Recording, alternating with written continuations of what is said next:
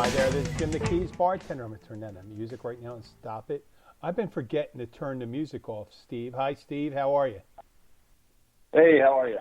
Yeah, and then I just interviewed some woman who does this 5-minute online interviews from Alvarado called Rebecca in the Keys. And the first 2 minutes, or the first minute and a half, it had the Keys bartender theme playing in the background. Oh, really? Yeah, yeah. I mean, I can tell right now it's weird, but it's not happening now. Well, welcome back, Steve. It's been a week, right? Yeah, it's been a week. Yeah. The last we spoke, I think the listeners know that we're about 100 yards separated from each other. That's about right. About right, 100 yards. And yeah. So there's 2 properties in between us, and about our streets are perpendicular to each other. Mm-hmm. And now we can almost see each other because the neighbor down and across the street from me is clearing the land. And what was it? Was it last Saturday? Yeah, it was last Saturday. Okay. Why don't you tell them what happened? Listen to what happened. Well, actually, this all started like 2 weeks ago because the previous Saturday, they were in there clearing the trees with, saws. They were chopping the trees down. Mm-hmm. So, Saturdays usually we're in our backyard. We're barbecuing. We're relaxing. Everybody's, stuck at home, social distancing, et cetera. So we listened to this all 2 Saturdays ago. We listened to this, and then this past Saturday that you're speaking about, they come in there with a wood chipper. Yep. Right. Yep. And you know what? And some people might say, "Hey, it's every day's a Saturday." You actually work. You're actually working during the week, so that Saturday is your. I just want the people to know that Saturday is something to you, and right. That's our day to go out and relax in the backyard because that's the only place you can go now. It's your backyard. Like, where's this guy getting workers from that they're not available during the week? They're only available on Saturday. How much work is available? He had the wood chipper going for 6 hours, 7 hours? Yeah, they fired this wood chipper up at like 1:00, and they did not shut that thing down until like 7 p.m. Yeah, that thing was so loud, and it sounded like it was right in our backyard. Yeah, it pretty much ruined the day for us. But it was throwing like 8 to 10 inch chunks of wood into our near our cars. Oh, was it? Yeah, I didn't notice. I'm looking around. I said, "What are these pieces of wood doing behind my car?" And you hear, and then boom. Yeah. And that's when it wants to hit whatever happened. There were some of the trees they were clearing are real hardwood trees, serious hardwood. Yeah. Oh, they broke that thing down a couple times. They put I was watching them. They put some huge circumference stumps in there, and it jammed the thing up, and they had to, clear it out. But I guess they're not familiar with the wood down here or something like that because some of these mangrove trees are they're no joke. Yeah. Right. So and you were ready to kill the guy, right? You're ready to. I mean, it just seemed like an odd time to be doing that. Saturday, like on a Saturday afternoon like that, I mean, when everybody's trying to just relax. I don't know. Maybe I'm making too big of a deal about it. Well, I wonder what he has in for us tomorrow. Maybe, and we're mid all of it. And what? All this stuff is going on. They're trying to curtail the spread of the coronavirus, and we have these guys coming down from Florida City. Yeah. I don't know how the hell they get down here, though. I don't know. You know, because I'm guaranteeing the guy doesn't have like a work order or anything like that. Right. You know that, you know, you got two guys, and you know, it looks like English isn't their forte. The guys that were running the chipper, and right. Yeah, and how they made it back. And you go, oh yeah, we're heading down, and they just let them in. So I mean, it kind of defeats the purpose of you know, keeping us, you know, keeping people from coming down here. But all these properties that are, there's a moratorium coming up on building. There's a certain, and I don't know when that actually ends, but a lot of people are trying to get their properties. They're trying to get them started to build. Right. Started. Yeah. So there's a lot of weird stuff. A lot of weird stuff going on. We're probably going to talk about that later.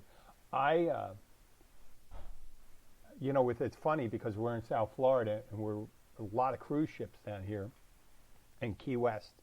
You know, initially when mid-March rolled around and people were bitching about the cruise ships coming into Key West and things like that, and then they held them up in Miami and Fort Lauderdale.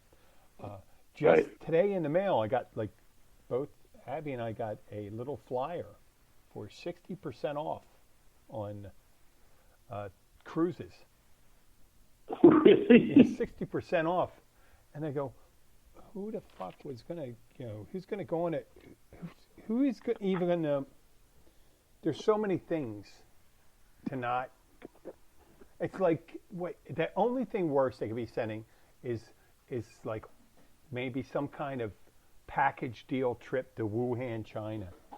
You know? The only thing, you're going to get on a cruise ship, and if an outbreak occurs on it, I mean, not, I don't even think, I'm sure they're not running. I didn't even check to see if they're running, but I'm absolutely sure they're not running. But when it's over and you get on, and if there's some kind of outbreak, we've had firsthand knowledge of watching the news, the daily news here. What happens? You're stuck 3 weeks there, right off the coast, and you're stuck in your room. I mean, it's like maybe the cruise is to like Wuhan wet market. Maybe right to the virology center, and then you gotta imagine if you paid for it. You said, well, it's okay. Well, they said we're down to $30 a day for a fun. I mean, first of all, that'd be like an interior room. Imagine getting one of those rooms without any windows, and you're stuck in there for 3 weeks. You don't even have a balcony. And that would be a nightmare. Yeah. And then you go and you, let's say, make a week. You take a week off from work. Everything clears up. You take a week from work, and you show up at the, you're out of work, and you show up at the dock, and you're ready to get on the ship, and they take your temperature. You're running a fever. You got a little cough. You got a sneeze or something like that, and or a headache, and they go, oh, you're out. You know, who the hell's going to put a deposit down on one of these things? Right. It sounds like someone had some printing. You know, they said, oh, well, you know, we paid for this in January, and it's going out, so why don't we send it out now? I mean, I would have. It doesn't have any dates on it and stuff like that. It's crazy because you think about it. It's one of those things that people, they just throw in the trash. They could have put free cruise on there. Free cruise, balcony, executive suite, unlimited open bar, and people would, I think they have the same reaction and throw it away. Yeah. Okay. Yeah. So, that's fun. I mean, I'm not an expert in marketing. I didn't go to school for marketing. I realize that that is a tremendous waste of money. So this, I was reading up on vulnerabilities, and since you're the comic book, you're the owner of Key Largo Comics. You're I think you probably have expertise on it. But it was a scientific breakdown on vulnerabilities. Okay. Not for Superman and all that. There's physical vulnerabilities, social vulnerabilities, economic vulnerabilities, and attitudinal vulnerabilities. Mm-hmm. And physical vulnerability is if your proximity to care centers, like where we are, we're Yeah. we're actually not that vulnerable really, because Miami's they got some major hospitals like 30, 40 miles north of us. Yeah. And we have a decent regional, no matter what people say about the one down here, the Mariners Right. Hospital for our small community is an excellent hospital. Yeah. Now, I got confused between the social and attitudinal vulnerabilities. Social vulnerabilities are like the way your behavior is and how susceptible you are. Let's say you're in college and you go on spring break and stuff like that. All that's a social. But it seems like attitudinal vulnerability too. So it could be it has to do with your religion, your group of people. Like if you're, let's say, a Hasidic Jew or Mm-hmm. Muslim, and you go to, well, that would be social, I guess. You go to prayer and you lay out your prayer rug, and you're like 12 inches from the next guy. Yeah. Yeah, that's vulnerable, and you're not covering Sure. it. You're doing all that stuff. But attitudinal vulnerability would be you're stupid enough to go to spring break during the outbreak. That would be late March. Yeah. Yeah, there's Right. But economic vulnerability, that's the people that are doing that right now. People that are fishermen, people that work in the restaurants, and they have Right. no means. They're vulnerable, and they're the ones. Did you see the protest in Michigan? I think I don't think I saw it, but I heard of It it. was like a bunch of open carry guys, and Yeah. the people that Tea Party. It was like a cross between Tea Party and white. It seemed like kind of almost like a white supremacist rally. Yeah. There was Right. actually a couple black people there and stuff, and it's like open up the state. And it's like the guys that want to come out with your semi-automatic weapons, carry their Yeah. their AK-47 replicas across them, and that's their only opportunity. Standing. Yeah. I mean, I can't imagine if I'm a police officer in those states, and you got to walk around and let people do, idiots like that walk around like that. I know. Have you? I'm sure you've seen that. And Yeah. the person that I interviewed earlier today, there's been just this feeling that people, I personally would like business to open up. I would like to go back to work to earn money. Sure. Yeah. But responsibly, Right. being a responsible person, I would hesitate until, I want to make sure that we're not spreading the virus. We're going to be responsible about opening up. We're not going to be creating a bigger group of bigger hotspot, let's say. Right. Sure. So when people, I don't quite get what they're saying. If they're ignoring it, saying it isn't a problem, or the problem isn't worth the solution. Like, okay, so Right. you're going to have 2 to 3% of the people going to die if we don't do anything about it, but we're not making any money right now. Right. And Yeah, that's their argument. Right. And they're saying that, well, look at what we have so far. It's only 34,000, 35,000. We're not exactly sure in Florida, because the Miami Herald just did a story today that said that the governor, DeSantis, is not releasing any records on like outbreaks where they're happening in some of the Sure. retirement homes and things like that. So we're not there. If there's only, let's say they said there was a total of 3 million tests done in the United States. Right. 3 million tests, and that leaves about 326 million people that are untested. And Right.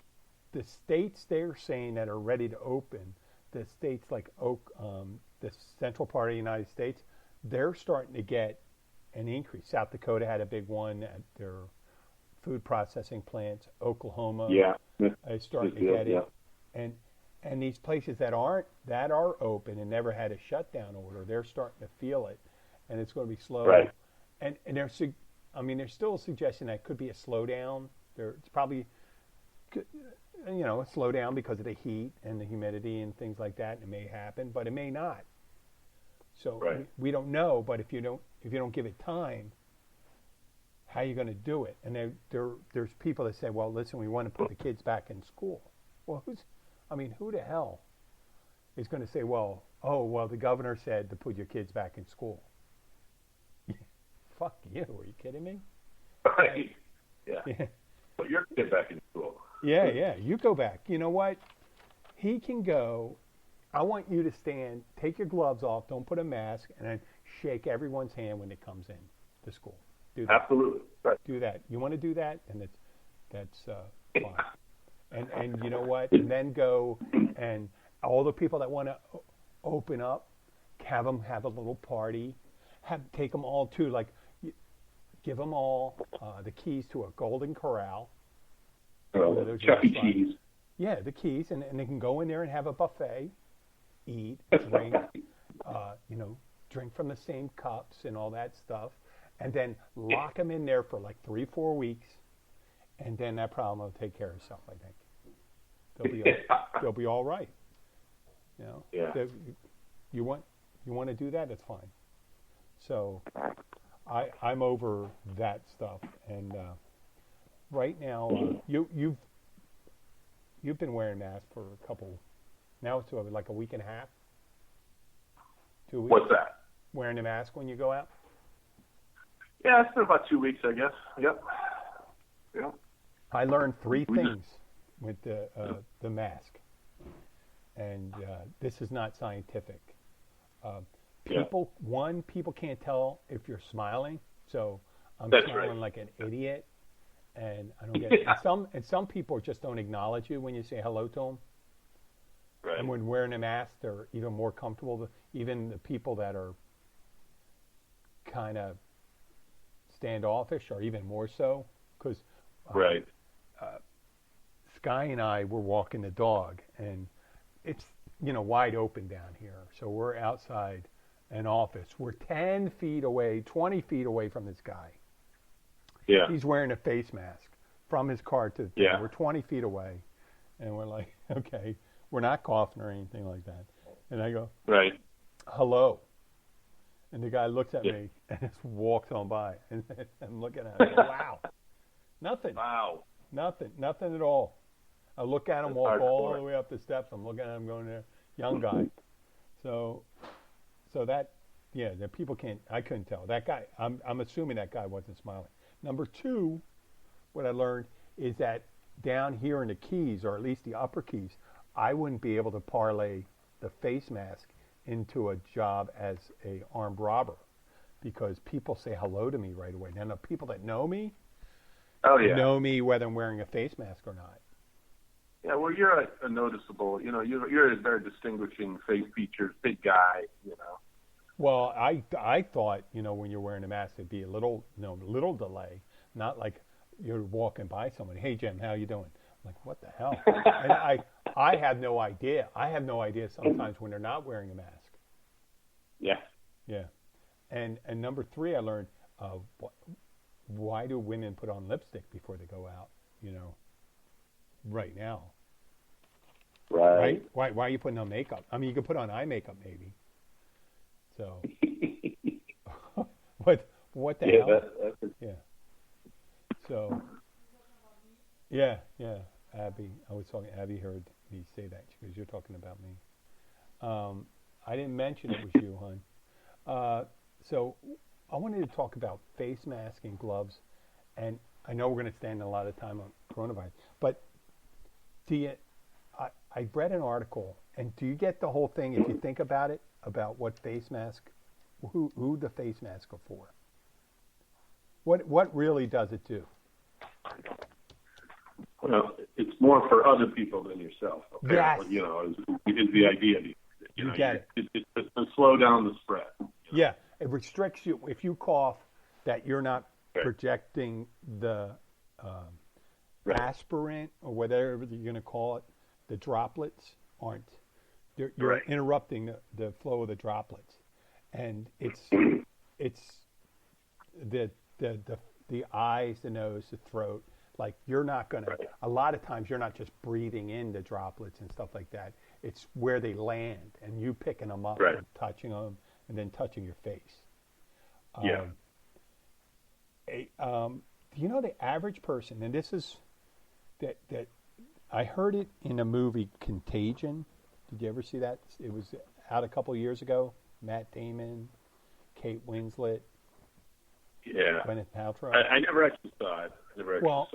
Just one. I've heard about it a lot. Yeah. About it. But Yeah, it's kind of scary to watch during, you know, it's like if you were going to watch, what's the movie with that happened at a campground? Was it Friday the 13th, right?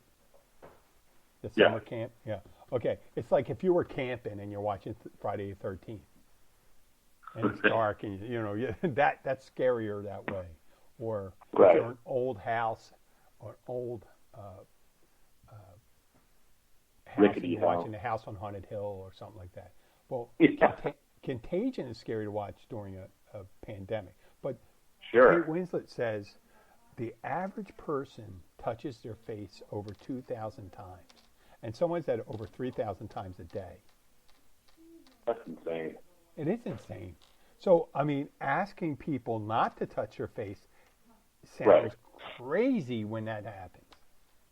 Right. Like you'd have to be one of those people without Arms. arms. Yeah, or really, or maybe if you didn't have arms, you were one of those people with the really dexterous feet. You could be touching, scratching your face with your toe. But you're wearing a mask and all that stuff. If you, touch your face, and that's kind of game over right there with protecting yourself. And the gloves. The gloves. Right. Now, the glove thing, people are saying gloves work great for the professionals, but I thought about it and I read about it, and if you think real hard about it, you put the gloves on, right? Let's say you wash your hands. You wash your hands really good, or you put gloves on, right? Yeah. You go in there, you touch a bunch of things. You touch your wallet, and you got to be careful like that. If you don't have your card, you got to wash your card and all that stuff. And then you take your gloves off. Right. That's it. Now that'll work. But anything other than that, once you get the gloves, once you get in your car and you're doing that, you defeated the purpose. You might as well just go on gloveless. Just go gloveless. Yeah, I struggle with that. I struggle with that when we go out somewhere. When we get home, okay, so like what order do I need to do things in properly here? Do I take the gloves off first and then wash everything that I touched when I had the gloves on?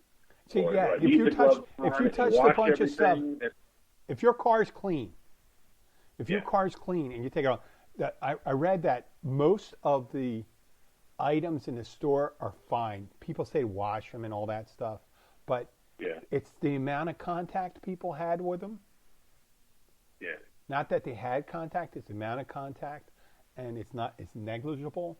So if you take the gloves off when you leave the store and you're carrying the bags, because the bags can still be contaminated, it's not so much. So you're getting the stuff off your gloves and you're not getting on your steering wheel and all that stuff. But once you got to sanitize the steering wheel and everything you touch, your radio, your doorknob. Door handle. Yeah, door handle. But if you take them off, right, you go to a restaurant, when you're leaving the supermarket, you're fine. Yeah. So what I saw a guy, he's a fisherman, and I'm walking by him. Dana, he runs a Warbird. Nice guy. And was washing his hands. He had soap and water. He had 2 buckets, and he's washing his hands. He just came out of the supermarket, and he's washing his hands out of the bed of his truck. And I go, oh yeah, wow. Yeah, and I go, that makes a little sense because he had like two buckets, right? He had one rinse water and another one he went in there. So I mean, kind of he thought that whole thing through because the glove that's things pretty smart. the gloves things work to a point, especially when you're going into places. And you know what? When you're going out and you touch it, you got to stop. You know, this time where you're feeling up all the fruit, Yeah, like you just went to your ninth grade dance and you're touching a girl for the first time. You know, you don't have to grab everything. Just let it go. You know. right. Yeah. So this this new thing, then it made me think about all the new stuff that if we talked about handshakes and elbow bumps and fist bumps. Yeah. I think you were there already with that prior to it, weren't you? You were more of a fist bump guy? Me, a fist, yeah, probably. Yeah. I don't know. I didn't do a lot of any of that. I don't think. I wasn't. I told a young guy was doing it, and like in the beginning of late February, he was doing a fist bump, and I'm going, yeah, come on, handshake, buddy. And I go, now I realized I went and apologized to him. I said, you know what, you're so right. Yeah. You know, even then, you're not really going to do that anymore.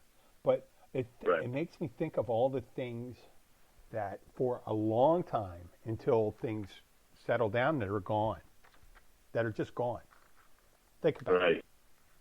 I made a list. The Golden Corral.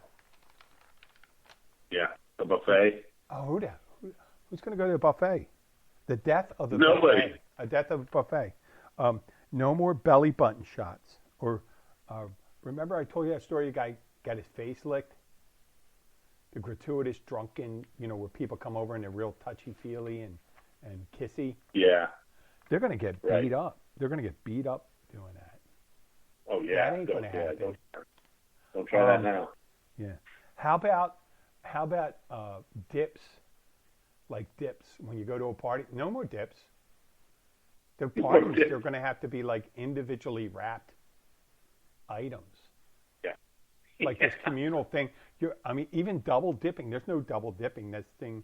If you weren't a Seinfeld guy, but George Costanza double dipped. He would bite the chick. Oh yeah. Yeah. Yeah. I love Seinfeld. Yeah. Oh yeah. Okay. Yeah. Double dipping. Oh my God. That's so like double dipping was bad before. And they did a commercial, like one of these stupid commercials recently, finger dipping. Like that's done. They made it it was kind of made as a joke. It was part of a gay Geico commercial or a Progressive commercial. And it says, someone says, oh, well, it's gone by the wayside. And it was before the coronavirus, and they talked about finger dipping and people walking up to dip and they're putting their fingers in and trying it. And the commercial was running up until last week, 2 weeks ago, or 3 weeks ago. And I'm thinking of it. I said, boy, what an ill-timed commercial. Ill-timed commercial. Like there was a candy. Very ill-timed. Did I tell you about the candy back? Oh, you were, you may have been, you're younger than I am, but in the late 70s and 80s, and I heard about it because someone pointed it out. There was a candy, an appetite suppressant. It looked like a chocolate or caramel square. And it was called AIDS, and it was a appetite. And oh yeah. Yeah, and it says lose weight with AIDS, and it was in the 80s. Lose weight with AIDS. Yeah, that's pretty quick. Horrible. I mean, all that. There was another, just ill-timed, and the other ones do it as kind of a joke. Someone had a food supplement. It was called Soylent White or Soylent products. Soylent, yeah, like Soylent Green. Soylent. Yeah, and if the listener, if you're not familiar with it, just Google Soylent Green, Soylent. Ill-timed, but not ill-timed. That was after the fact. They were showing it. I think it was on Facebook, and it's kind of like a spoof product because who would ever pick Soylent Industries? It's like Vanderlei Industries. Like you never name a company Vanderlei Industry because no one's going to buy it from you. punch bowls. How about punch bowls? Like if you had like a big thing, you can't make a whole thing of punch anymore because you got people. Yeah, all that stuff. Ladle, condiments. The condiments at a fast food places. The pump for the ketchup. Oh yeah. What about the bottles of ketchup in the restaurants on the table? Salt and pepper I'm shakers. not going to want to touch that. No, they're going to have to parse them out and say, may I have 3 packets of ketchup? May I have 4 packets of ketchup? Just like you would at one of those. If you were in Europe, they don't give you that stuff, and you got to ask for it. You got to beg for it almost. The toilet paper in public restrooms. You know, you can't touch that. You know what I mean? How do you? I mean, that's going to be something. And have you ever been to the Roman Catholic Church? No, I have not. Okay, they do. They got a bowl, and I don't know if they have it in other churches, but they have these little cisterns. With holy water, and you dip your hands in it. Oh yeah. Forget it. Yeah. Yeah, there's no dipping your hands in it anymore. That's over. And the communion wafers. Like how they're ever going to give out when they're doing the communion. They give these little wafers out, you know, symbolizing the body of Christ, and you go up and it's done. I don't know the workaround there. No, I don't think there is one. I don't hear. It's going to be like a Pez dispenser. You know, like this. They're going to open it and be Jesus. Oh, I just came up with that. A Pez dispenser, and you open the head, and it pushes out a communion wafer. I'm definitely not going to be allowed back in church anymore. Maybe they're going to like shoot them at you, you know, like out of a little. Oh, like a little a wafer gun, like a towel. Oh, yeah. Yeah. Like, they do have those things. You catch them, like grapes. Yeah, you got to load. You hope you got to load a bunch of, like a Pringles can. Right. Here comes the communion wafer. Yeah, here we go. You in the back row. The basket with money. So the money that goes in will be dirty. Oh. And the basket going around. Right. How about clothes shopping? If you go clothes shopping. Oh, forget it. Yeah. Oh, when you try stuff on, how are you going to try it on? And because, just shoes, clothes, hats, things that, glasses where you put it on your face. Oh yeah. Earrings. Well, no more lipstick samples. Oh God. Lipstick. Yeah, or you're gonna, you know, if there was ever a thing sharing chapstick or something like that, that's not going to happen. They were talking about open up the parks, and here, and they said no more than a certain amount of people on a basketball court, and we go. Yeah. How do you practice social distancing on a basketball? You got the ball, and you got to defend. So, right. If you're 6 feet away, you're not defending. So, you'd have to make sure. And the gyms. Well, the gym. You know what? The one thing, Mariners Hospital, they had all those alcohol wipes all the way around. Yeah, that's good. They had alcohol wipes. I just imagine that's one place I feel really careful. Well, some people, they're screaming and yelling, you know, sweating. You know, you could throw a little sweat. You know what the perfect social distancing sport is? What? Tennis. Tennis? No. Tennis. You don't get close to anybody when you play tennis. The ball. Well, yeah, okay, maybe you got fabric on it. You'd have to use a ball each time, a new ball each time. I mean, you can wear gloves, you know. You're right. You could wear gloves, but then you never touch your face. Move your sweat away from your face. Yeah, you couldn't touch your face though. You wouldn't. Yeah, you'd be sweating too, man. What are you talking about? Oh yeah. I don't see it. I don't see that. A really really thick. You have to dunk it in rubbing alcohol or something like that each time. You know. How about like chewing tobacco? People that ask for, I thought that was disgusting anyway. A couple, people that do chew, and I apologize, but you know what? There's not a lot of people sitting there with chew listening to podcasts too. I don't think that's. I'm not going to be losing that demographic right now. Yeah, I don't think that's too big anymore. Yeah. Well, there was a guy coming in. He asked for a cup.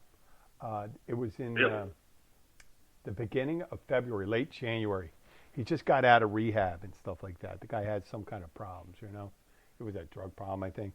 And he came into the catch, and he asked for it, and he was putting it on the bar. And I just go, you know, I've seen it out a couple places, and I just told him, and this is before this, I said, that's disgusting. We serve food here. You can't do that.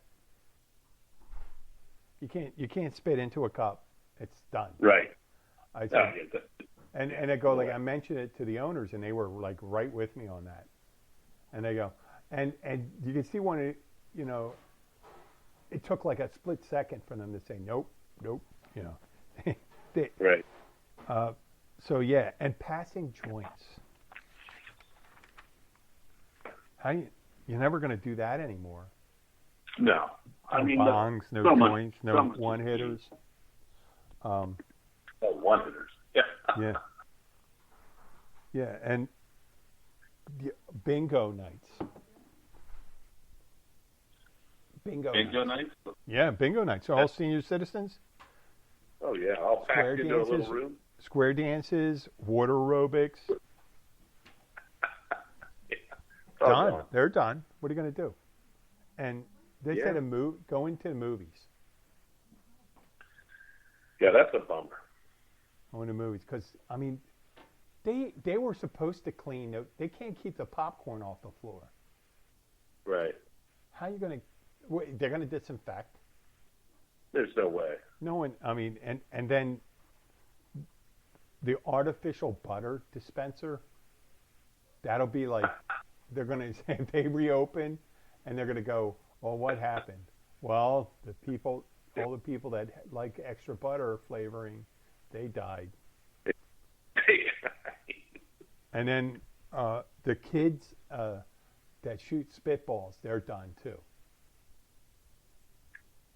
Yeah, I would. Those spitballs. Yeah. But and then the next hotbed, and I'll tell you that the next outbreak will be those Instacart and Uber and Lyft drivers. Oh, I was thinking about that. Yeah, we use a lot of Uber too. Well, that makes me nervous. Yeah. I mean, they're going to drive people to the hospital and stuff like that. You're sitting in the car. You're in the car. That's it. People complain about that. They're picking up a bunch of strangers. Yeah.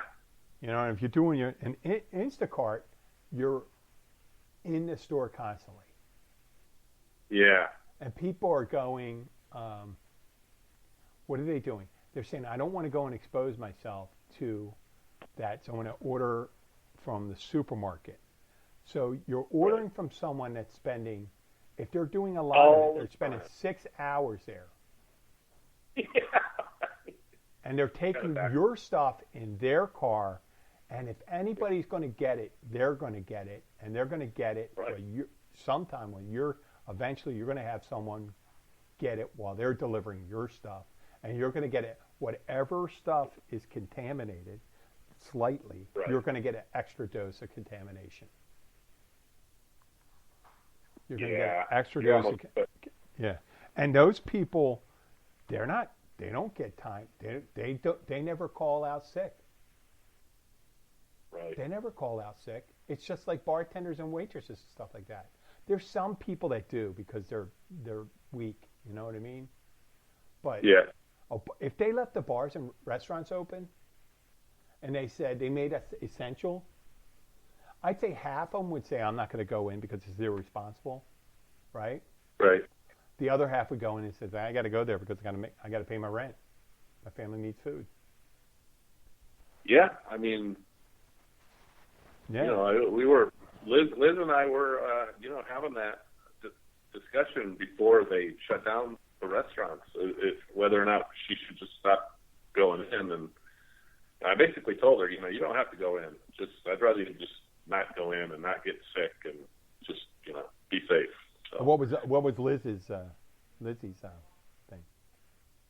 She cut her hours way back down to like 1 day a week, and then just as we had kind of decided, okay, that's it, we're not gonna send her in there anymore. They called, you know, the lockdown or whatever you call it. Oh, so they shut it down. So 1 day a week was that week, right? When she it was like that week that they decided, you know, okay, no more restaurants, take out only or whatever, you know. Mm-hmm. We had basically just made the decision that she was going to, you know, stop going in. And luckily that week they called the shutdown on the restaurant. So she didn't really have to, like, piss off her boss, basically, you know. Yeah. Huh. So that worked out kind of. Well, that was timely, you know. But, I mean, she still got laid off, like everybody else. You know? Yeah. I mean, no, but that was timely that you did that. It was an easier decision. It wasn't like you're regretful. And there was people. I mean, there was people saying, "How am I going to?" I mean, and it sucks too. I guess if you don't have any money, you know, right, you live in day to day. These younger people, that's their, that's how their modus operandi. They make them. They live paycheck to paycheck. Yeah, a lot of them. That must really suck. I feel sorry for them. Yeah, I know. Going in to right in the middle of busy season. And it wasn't looking that great before then. Yeah. It wasn't looking that great, and then it just dies. Right. And no check. You know, forget about. So you're not making a lot of money. You're missing the meat of it, and it's gone. So you can see that there's just people that won't. The gig. It's the gig economy is going to keep people from staying home when they're not feeling well. Right. You know, whatever they're doing, if they show up, you got people who walk dogs. They even have a massage app, Massage Envy. Right? You ever hear that one? Right. Yeah, it's an online. Sure. Yeah, a massage app. So that'll be the next outbreak, but then there's going to be a rise of other things. You know, that there's probably going to be these people that there's probably the next movement is going to be getting rid of all your shit. Think of people with these houses. Getting rid of all your shit. Yeah, hoarders. Hoarders are the first people to go. Yeah. Hoarder. If you got a shitload of stuff in your house and you got to sanitize it, the people, these single guys that have, you know, just have their bed and don't even have, like, let's say a bed frame. You have a mattress and a box spring, right? Yeah, right. And they may have a bean bag. I mean, do people have bean bags anymore? Whatever. They're going to have, like, okay, they can clean. I'm going to clean everything. They only have like 12 things in their house. But I mean, if anybody gets sick, just think of those houses with all the crap. All these old people that have all these tchotchkes. So there's going to be like a big movie stage. You know, you got to get rid of all this shit. You could take a picture of everything. You don't need this stuff. You know, you're going to be coughing on all your pictures and all your knickknacks, all your Hummels, whatever, your Yadro sculptures, your clown statuettes. Yeah. So you it's funny. This week was Liz's birthday, and you know, her brother and her family were sending her all these little nice gifts, but kind of like useless gifts, you know, through the mail, and just boxes coming every day, boxes, and I'm just thinking, is this really now the time to be like increasing the amount of crap that we have? Yeah. And like, you know, I have to unbox all this shit. I gotta disinfect all this shit. You know, it's like it's all just, you know, it just seems kind of, you know, funny time to be doing that. But It is. It's like this is the time when you shouldn't have stuff. Right. Like send me cash or something, you know. Don't send me a bunch of junk. And I'll tell you something too. If any listeners out there, I would separate all my clothes, and I'd wear a certain amount of clothes. And if you ever come sick, you take the clothes you've been wearing, either throw them out, or give them a good washing. Yeah. And then don't go rummaging through your clothes. Because you leave it you leave it by itself for like 3-4 weeks, you know nothing's going to happen to it, and it's clean. Right. So, I mean, that's the next thing. Yeah. I mean, there's just common sense things with that. You know, just people that bring out things to start touching everything. We were talking about that with the fruits and vegetables and having all these tchotchkes in your house. But I'm over that, and I'm ready. I'm ready for it to be over, but I'm not going to rush it to be over. So what? Yeah, I'm not even thinking about the next thing I'm going to do. I'm just going to. God, I don't even know if I want to go out to a restaurant after this. Everything opens up. How about you? Yeah, that's what we miss the most. So, but yeah, I hear what you're saying. You know, it's like I don't want to be in a little room with a bunch of other people. You know, it's scary. Yeah, I mean, you don't know how they take care of you. You don't know what they were doing. Right. I mean, and plus half the people you see down here look like they have a pre-existing condition. Right. You go, wow, you made it? You know, you're not the person I expect to make it, you know, so. It's amazing. It's reverse Darwinism, you know, so. Oh, my God. Well, we've exhausted all our material for tonight. You got a big weekend. Hopefully it's not going to be...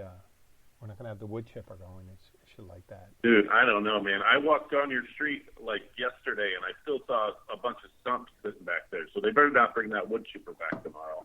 Yeah. Well, I was thinking about we were thinking about grabbing some of that wood chips and using around our plants and stuff like that because since they were thrown on their lawn anyway. So sure, why not? Yeah. But then, that guy, he's the least. It's funny. You got people that come here. You figure they'd be a little friendlier when you're doing stuff like that on your street. Well, I'm going to call it a day right now. I hope you've started having a cocktail already, huh? I'm on my second White Claw seltzer. Sure. White Claw. That's got to be the drink of the... Oh, did you know... I just didn't know. I mentioned this. Did you know Pennsylvania, since mid-March, they closed all their liquor stores? Man. Yes. That's a bummer. I thought... I didn't hear anything. I'm originally from Philadelphia. I didn't hear anything from my friends. I don't get it. People must be going crazy. Can you get at least beer like in the grocery store? Or? It hasn't been... I haven't lived there or been there when I was drinking. So I don't think they do that. They had beer distributors. So I think they closed them all down. Wow, the liquor was in one store and the beers in another. Liquor and wine's in one store, and it used to be the state store system and all that stuff, but they closed them all down. And I think they still had the state store system. Yeah. Wow. Yeah, and they closed them all down, and Ohio and another state shut down sales to people from out of state. Which kind of sucks for the liquor store owners going like this thing. Jesus Christ, let someone make some money. Right. Because shutting down the liquor stores, listen, I don't drink now, but I do realize if you shut off the supply to some certain people, they could go into withdrawal. It is dangerous. Oh, yeah, sure. Yeah, and the panic sets in and all that stuff. But, I used to live over the bridge. We used to go, on Sunday, into New Jersey to right over the bridge, which was like a mile and a half away. And there was, they strategically had the liquor stores like within a half mile of the bridge. And you just buy it, get on there, turn around, and go back. And, it was against the law to buy liquor on Sunday and then bring it back into the state because it's not taxed in Pennsylvania. But no one ever enforced that. Right. Who knows? So, Yeah. Good luck to those people. I know. And here I am, a sober guy. I'd be uniquely. I don't know if that would cause consternation for me being sober right now. If I knew people weren't allowed to drink around me, I'd be afraid. Yeah, right. You have a lot of uptight, angry people. Yeah, I'd be afraid. And it made me nervous. I guess that's a residual. So, from left. I don't even understand what's the reasoning behind that. They don't want. I think it was just because they were. It was non-essential. They considered non-essential. Yeah. Huh. Wow. For survival. Yeah. But yeah. So. But you I consider it essential. Yeah. I mean, there was probably guys going over there and buying, selling it. There was probably underground economy. That's like prohibition. People were making money. Right. Moonshine. Yeah, moonshine. Listen. Well, I'm thinking we'll do this again next week. Is that good with you? Yeah, that sounds good. Okay. And once again, you want to pitch your stuff? Key Largo Comics? Yeah, it's Key Largo Comics on Twitter and eBay, all one word. Yep, he's got the good stuff. I've been reading up. I've been reading up on a lot of the comic book stuff since there is a group I belong to called Quora, and it's always these questions. They go, "Can Superman beat Thor?" or "Can so and so beat Thanos?" and all this stuff, and I'm like, "Wow, sure, yeah." I was okay. Can Jesus beat Vishnu? What? Well, let's pick some things, that's right? Controversial. Yeah. Can Frankenstein beat? That was. They always did that. That was a 7-year-old kid came up with the plot for those movies, with Count Dracula versus Frankenstein. Right. The monster movie. Oh yeah. It's like, well, we're going to make a movie about it because the 7-year-old came up with it. So, okay. Well, thank you, Steve. Happy birthday, Lizzie. I'm sorry I didn't know about that. Oh yeah, I'll tell her. You said I'll send her some knickknacks. No, don't. That's okay. Okay. Well, listen. All right. I'll talk to you later. Okay. Maybe I'll walk. All right. See you later, Jim. Talk to you later. All right. Bye.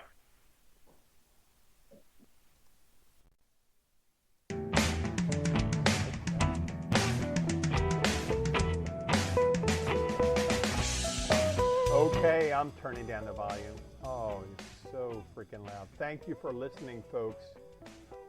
We'll be back again next week.